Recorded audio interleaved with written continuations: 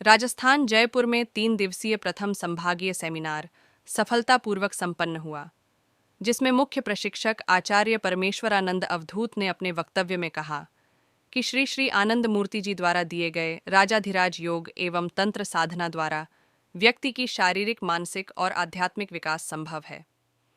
आनंद मार्ग की योग साधना अष्टांग योग यानी यम, नियम, आसन, प्राणायाम, प्रत्याहार, धारणा, ध्यान और समाधि पर आधारित है। यहाँ पहला प्रश्न यह उठता है कि यम साधना क्या है। नीतिवाद की पहली शिक्षा है यम साधना। यम के 5 अंग हैं: अहिंसा, सत्य, अस्तेय, ब्रह्मचर्य और अपरिग्रह। ये 5 अंग विभिन्न पद्धतियों से साधक को संयम की दीक्षा देते हैं। संयम शब्द का अर्थ है नियंत्रित व्यवहार। विशेषता के विचार से यम साधना मूलतः भौतिक और मानसिक जगत की साधना है और नियम साधना भौतिक, मानसिक और आध्यात्मिक तीनों जगत में समान भाव से महत्वपूर्ण है। नियम भी 5 हैं: शौच, संतोष, तप, स्वाध्याय, ईश्वर प्रणिधान। जिस तरह यम के 5 अंगों में ब्रह्मचर्य सर्वश्रेष्ठ अंग है, उसी तरह नियम के 5 अंगों में ईश्वर प्रणिधान ही सर्वश्रेष्ठ है। ईश्वर प्रणिधान, ईश्वर शब्द के अनेक अर्थ हो सकते हैं, पर शब्द का साधारण अर्थ है नियंत्रक।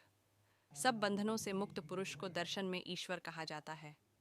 प्रणिधान शब्द का अर्थ है अच्छी तरह समझना या किसी को अपने आश्रय के रूप में अपनाना। इसी तरह ईश्वर प्रणिधान का अर्थ हुआ ईश्वर भाव में स्वयं को स्थित करना, ईश्वर को जीवन के एकमात्र आदर्श के रूप में ग्रहण करना। आसन, जिस अवस्था में स्थिर रहकर मनुष्य सुख का अनुभव करता है, उस अवस्था का नाम आसन है। आसन शरीर को व्याधियों से बचाता है या त्रुटियों से मुक्त करता है और मन को साधना के उपयुक्त बनाने में सहायता करता है। प्राणायाम, प्राणवायु के साथ मन का न टूटने वाला संपर्क होता है। वायु की चंचलता से मन चंचल और मन के चंचल होने से वायु चंचल होता है। प्राणायाम में वैज्ञानिक पद्धति द्वारा वायु नियंत्रित होने से मन नियंत्रित होता है। इसके फलस्वरूप साधना में विशेष सुविधा मिलती है। प्रत्याहार, प्रत्याहार शब्द का अर्थ है वापस ले लेना। चंचल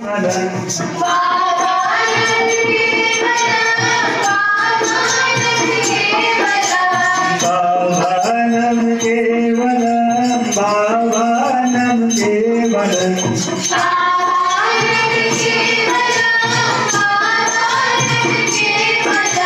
समाधि, अणुमन का भूमा, मन के साथ मिलन को ही समाधि कहते हैं। समाधि सभी उपर्युक्त प्रयासों का परिणाम है। इन सभी नियमों का पालन करने से मनुष्य परम पुरुष के नजदीक रहने के भाव का अनुभव कर परम आनंद प्राप्त कर सकता है।